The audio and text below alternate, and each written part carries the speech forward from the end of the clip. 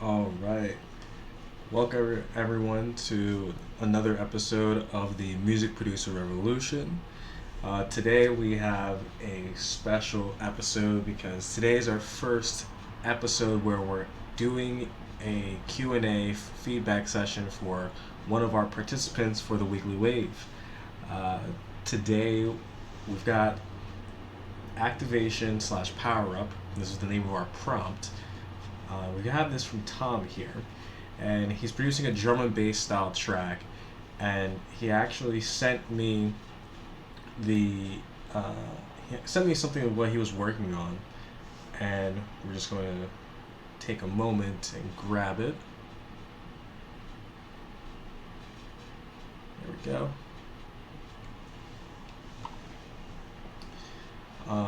Some of the things that Tom has been saying is that at this stage he's unsure about how he feels on the vocals. From this point, we're going to listen to what he has here and then see if it's the same thing as the audio sample that I downloaded, since he sent me this a little bit earlier in the day. We'll just take a moment to give this a listen.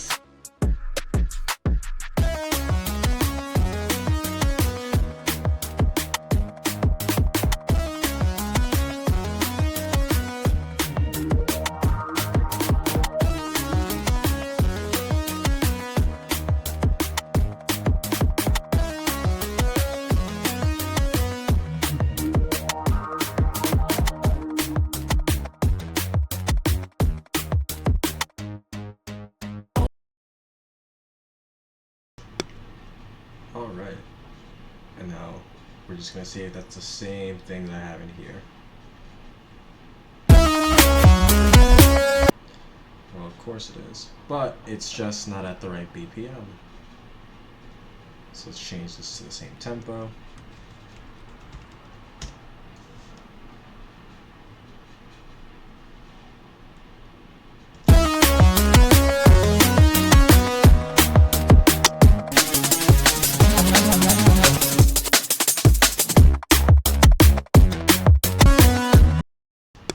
So for the most part, this is the main core idea, and this is perfect because it's what I wanted to work with. I believe Adam had made a comment mentioning, doing some transitions in between your sections here. Now, you're at a stage where you can do that. I would say you could do almost like a template one. So, like, for example, here, I would do a transition here, and it would just be like maybe a simple filter out. But like that's all I would do for now. I wouldn't do anything more than that, because what you have here is you have all of your sections, and even in the video with the vocal, you have all of your sections for your song basically done. So what I would focus now on is filling out the song, filling out the sonic spectrum. That would be things from like adding additional layers to your bass patches to give it added texture or added depth. Um, right now the sound that you have for your bass is lacking. No one would expect that to be the full. No one would expect that to be the version that you have for the full song, at least especially going throughout it. So, it's things like that. You might be adding, some pad, some synths to create a pad, or it could be some counter melodies that you're putting in there. Instead of me just kind of also talking about it, let me see if I can also demonstrate something that I would do. Let me just listen through again, and I'll pick apart. And I'll show you what I mean by some examples of adding depth. It might not be necessarily genre specific, but it'll at least give you some ideas of what I mean. So let me just give this a listen. I think this is a spot I want to, not there. I think right here is about a spot I'm okay with messing with, but let me just double check.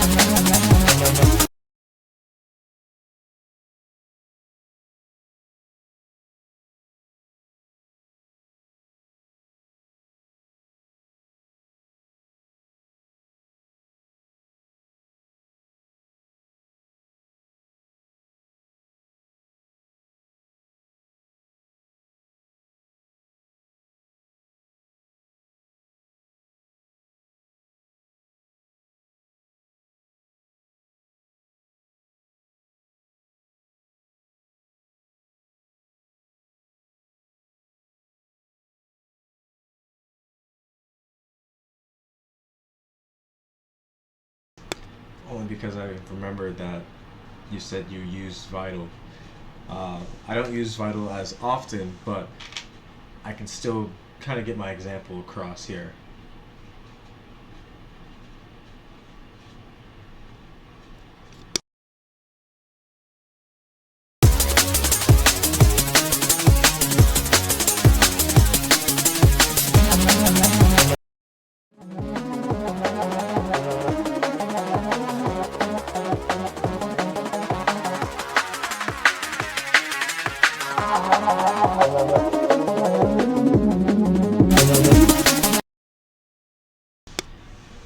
Well, you have a full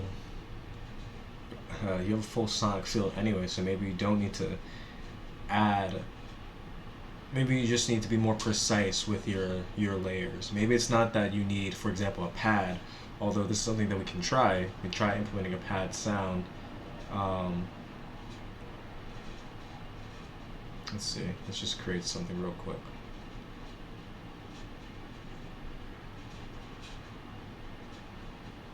take one of their defaults and do something with it.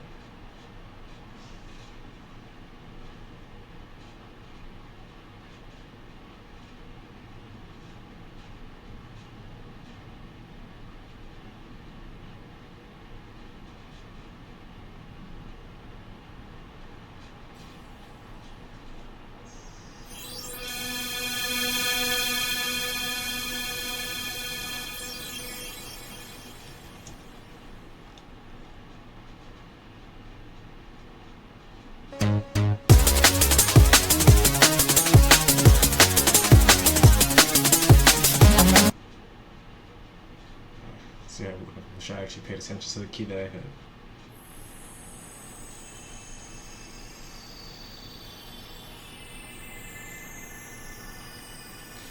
You know, we'll find the one that fits best. I'll pull it up.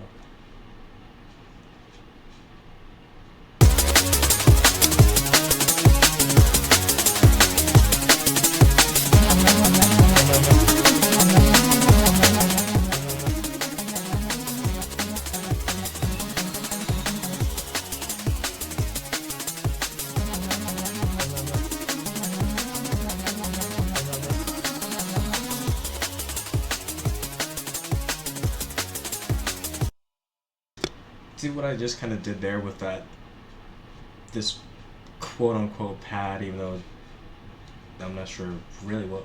I mean, it's technically still a pad, but it's a very. It has a lot of movement here, but it just adds to that. It created more texture while also creating more depth. It almost acted as if like it was a downlifter in this position with the echo and delay as it looped back around. So that's something to consider as well too. This would be your experimental phase. You know, you've already gotten so far where you have your structure. Now this is like your sound design choice. It's like, how do you want to also create the rest of your picture? You have the main objects of your picture already, and maybe that's not even right as someone to take a picture or to do a painting, but as a sculptor, I would say you've already chiseled out the main structure of your sculpture. You know, you've got the foundation down. Now it's about filling things out. It's about adding your flair and your detail to give the song some more body. And you know, a little bit later we'll come into mixing, but for right now we're still thinking about how we're gonna have your compositional choices affect your sound design choices, and that's what you're coming up against now. How do you get your sounds that you already have, your elements that you already have, to sound more full and to sound more cohesive?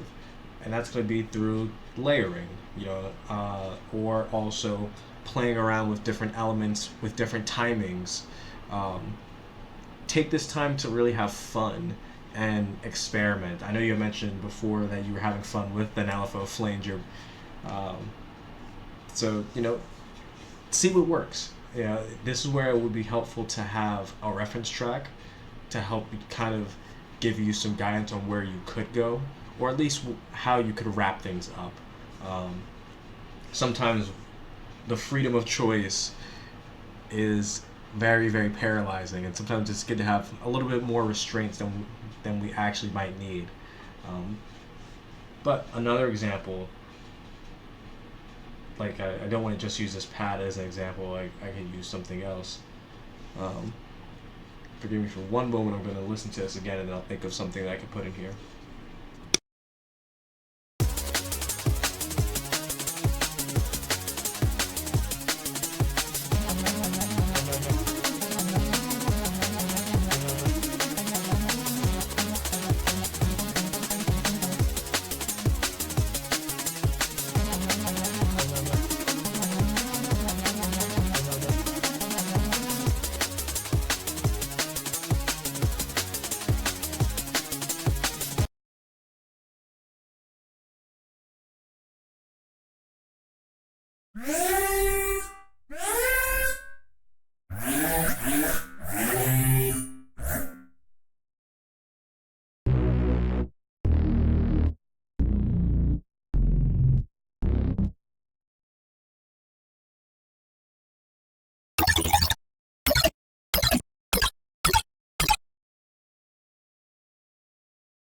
think I can work with this. Let's see.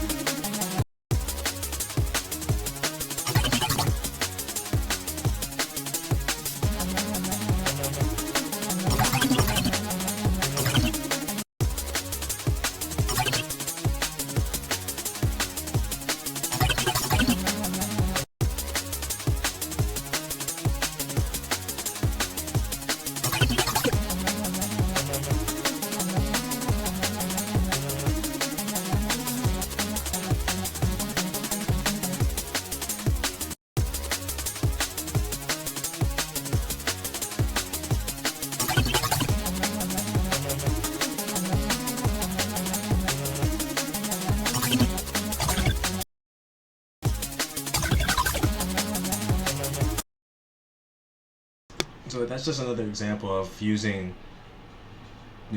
different timings. In reality, it's also, I guess, different baseline melodies, for example, to just create more texture and add more depth to your song. Right here, I've got probably between your loudest elements and this bass, which I don't even know what other effects it has on there. Yeah, it has a bunch of other stuff on there. This says there's about an 8 decibel difference, but I really doubt it's actually 8 decibels. I believe it's probably a little bit less than that. Maybe 6.5. But the point with that is to show you that that's your next step. Is to start, like, what you have here is your core idea, your foundation. Now we start to build on top of it. We start to give it character. This is where, if you're struggling with sound design, this is where it could be helpful for you to find a sound that you want to make and try your best to recreate that sound. If you can recreate that sound quickly, then that's perfect. If you get hung up on it, then it might be time to pivot to a different sound, an 80% sound, a sound that's good enough, 80%, that gets the job done, but it's not a bad sound, because we don't want you to get hung up with one element of your song not being 100% perfect. Perfectionism is the killer of your tracks. So, it's okay to not like something completely. That's why we create more music.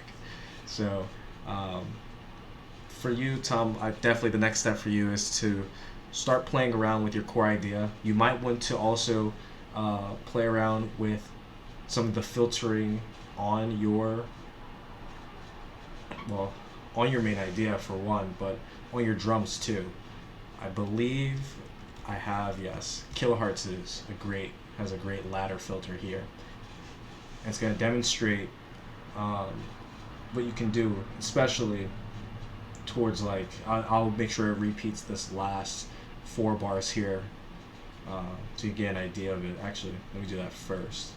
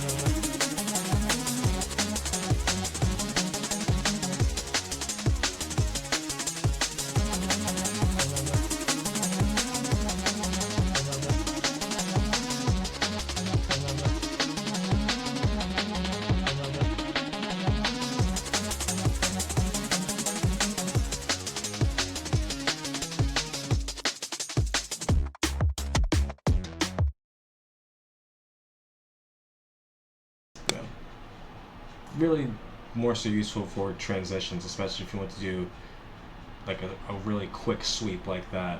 I just really enjoy this ladder filter. I saw that you were also using FL Studio, so I don't remember all of the FL Studio and Image Line plugins, but if you're looking for a free alternative, or if you're looking for some useful plugins that are pretty good and they're free, highly recommend any of the kilohertz plugins. You can get they have a free bundle. You just sign up on their website and they give you all these plugins for free, and that's almost everything you need here. You actually might find interest in using, I forgot to do it, Transgate. The pitch shifter might be something you can find useful. Let's just see how this operates.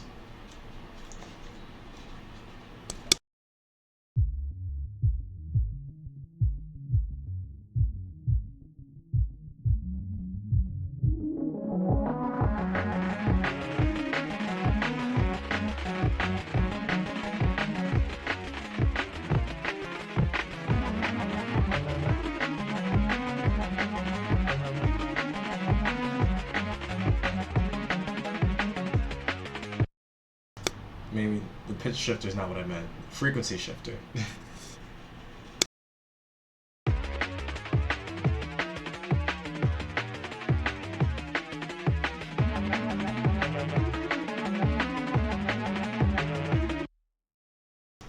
Like, you could strategically use a little bit of frequency shifting at a key point, like right here.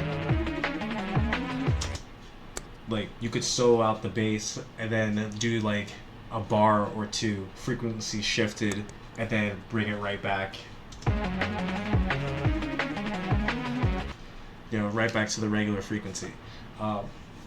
That's a little bit more of, since you already have the structure, that's something that you could do once you've, you could technically do this now. This could be, like, for example, what I saw with your original video was that you had a bass line going and you had your lead going, but you really didn't have anything else going in between that to fill the space. You're trying to fill the space, and the space doesn't need to be silent all the time, but you want to have some other interesting things happen inside of the parameters of this track, whether it's with the drum itself, whether it's with like the drum pattern, whether it's with the bass line and the groove, or if it's you're creating more melodic elements or more synth elements to add texture and more melodic, more harmonic tones to your track.